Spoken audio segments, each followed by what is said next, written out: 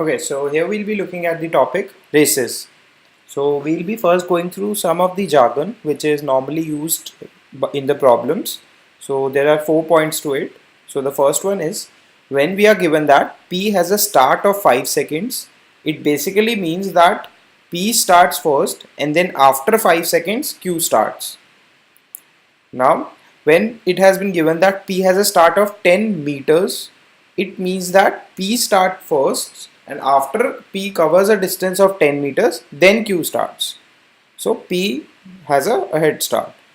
Similarly now, at the end point, when we say that Q has won the race by 10 seconds, this means that after Q reaches the end point, P still takes 10 more seconds to reach the end point. Okay, and now lastly, when we say that Q has won the race by 15 meters, it means that when Q has finished the race, P has to still cover a distance of 15 meters. So we'll be looking at an example from these concepts. Now we have been given here in a race of 100 meters, A beat B by 50 meters or 5 seconds. So A beat B by 50 meters and A beat B by 5 seconds. So first we have to find the speed of B. Now if it has been given that A has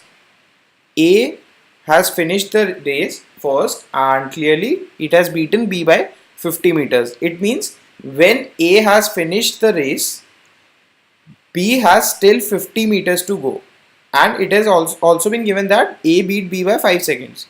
So when A has finished the race, B will still take 5 seconds to finish the race. So what does this means? So this means that, so we'll be looking at A part first. This means that B will travel the last 50 meters which is still left in 5 seconds.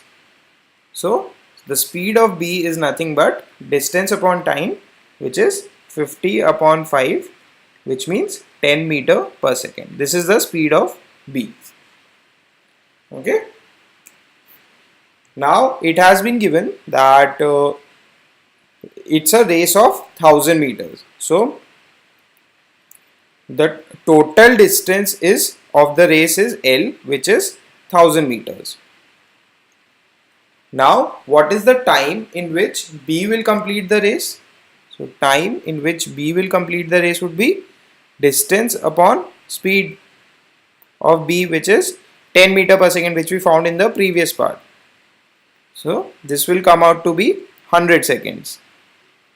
So this is the time taken by B to complete the race, and it has been given that A beat B by 5 seconds. So the time in which A completes the race would be 95 seconds. Now A covers 1000 meters in 95 seconds. So what is the speed of A? It would be 1000 distance upon speed.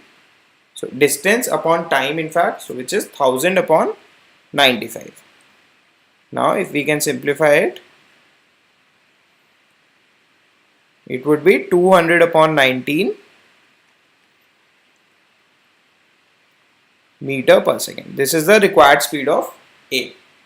Now in the last part, we have to find out time taken for A to complete the race, which is TA, which we already found in the last part, which is 95 seconds.